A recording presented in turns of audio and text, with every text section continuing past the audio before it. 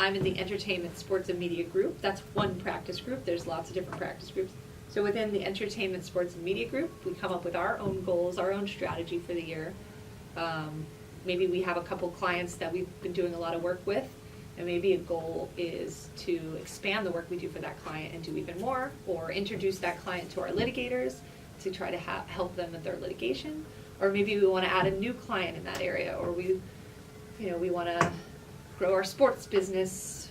There's a new laws on betting in sports that didn't used to be legal, so maybe we want to become experts in that area. So those are the kinds of things we talk about at our practice group level, but that wouldn't be the same goal as like the whole firm, right? So that's a long way of saying yes. Yes.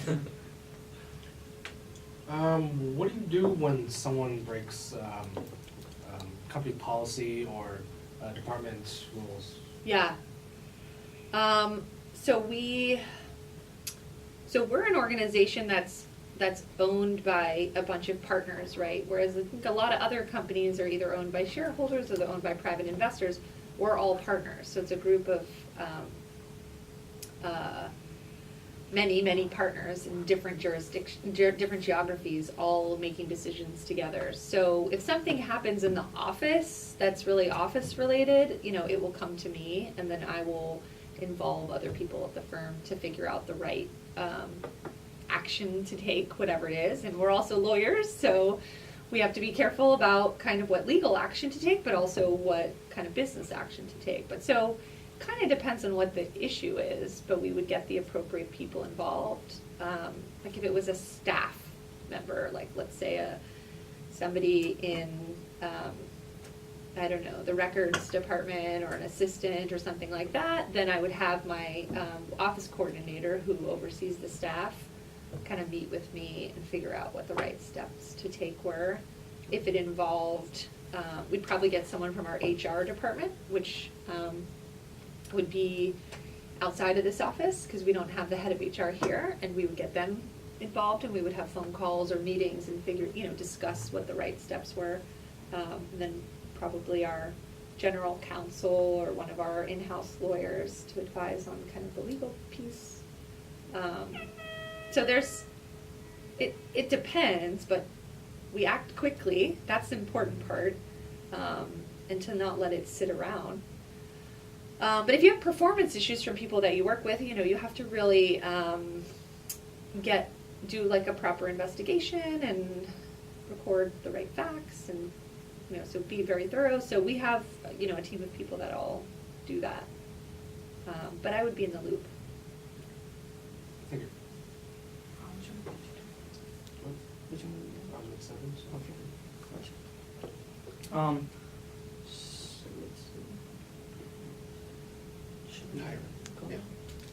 This one first, right? Yeah, that's So I guess this is more like in the hiring process. What do you look for when hiring a new employee?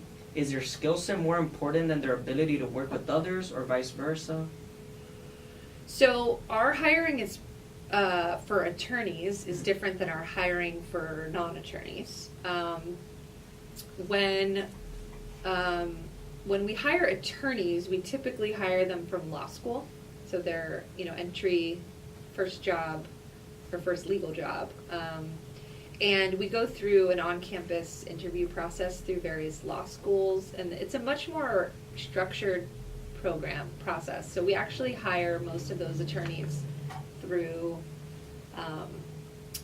the law schools, but to be summer interns the second summer of their law school careers. Law school's 3 years, so sometimes we'll hire them after the first year, but most of them are hired after their second year. They come for the summer, they come through an intern program, and then if they are successful through that program, we make them an offer to come back and be a full-time attorney when they graduate at the end of the next year. So then they go back to law school for another year, they graduate, they take the bar exam during the summer, and then at the end in the fall, they come to work here. So it's a pretty structured hiring process for those type of attorneys. So in terms of the criteria that we look for, we have firm values that actually were established by Warren Christopher. and their citizenship, leadership, excellence, leadership, and citizenship. Those are the firm values. And so everybody who comes through for hiring through that program, or actually any program, we evaluate based on whether they exhibit those criteria. And we have, for that program, the interview process is an on-campus screening interview, and then if they get a callback, they meet 5 or 6 other attorneys. They usually go to lunch after with them. It's a whole day, and each of those attorneys fills out an evaluation form, and they're looking at those 3 factors. But we look at grades, we look at resume, we look at experience. We sometimes look at a writing sample. Being a lawyer is a lot about writing, so you have to be a good writer. And then that the feedback that people have from the interview, and it's interesting. A lot of times, the evaluations of those interviews during the day when they're in people's offices and doing an interview could be one thing, and then when they go to lunch, they let loose. It's something different. So it's interesting to sort of see people in different environments and different. Sometimes people will be very good at an interview with a partner, but then with an associate they have trouble interacting or being respectful. So we look at all those kinds of things. So so let's talk about the values, right? So excellence is often looked at by how they performed in undergrad, in law school, the grades are like, where they are on their class. Also can be other achievements that they've had in life. Whatever's on the resume, right? And so that's that piece of it. The leadership is often also noted on the resume, but we talk about those in the interviews and see what they've done to kind of build their leadership skills, and maybe they were captain of a team here, or they led some school project here, or whatever they talk about that experience. And then the citizenship is a really important piece, and that's that they've been involved in their community, promote, I mentioned our emphasis on diversity and inclusion, that they've been involved in the community, that they're interested in giving back, that they're generally respectful people, good people. So those are kind of the criteria, but we're looking at it through this very formal process. Outside of that, when we have a need for more attorneys, we'll go out and hire, what we call lateral attorneys who are already practicing law at other firms or in other jobs. Some of them go on and work for judges, and they work in the courthouse as a clerkship. So we also hire out of that program. There's kind of a number of ways that we hire. But at the end of the day, we're looking for people that we want to work with, that we think are going to fit, respect our culture, and be collaborative team members, and so that's what we do. Yeah.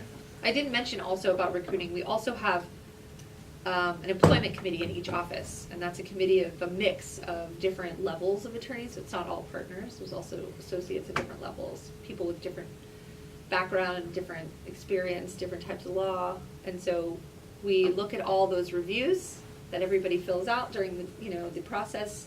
We look at all the information, and we meet very often during that process to figure out who's going to get the callback interviews and who's going to get the job offers. And then during the summer, when they're here in the internship, we meet weekly also to evaluate how they're doing and whether or not we make them the offer. So it's done by committee, which I think is important.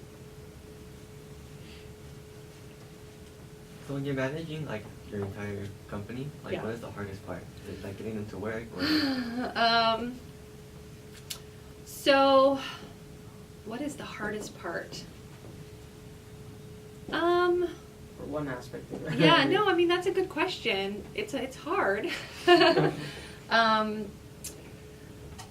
Yeah, I mean, I don't think getting them to work is hard, but getting them to be kind of fulfilled in their career long term, and to see it as a long-term career as a lawyer, that I think is the hardest part, because as I mentioned, they're working very, very hard, sometimes long hours, unpredictable hours.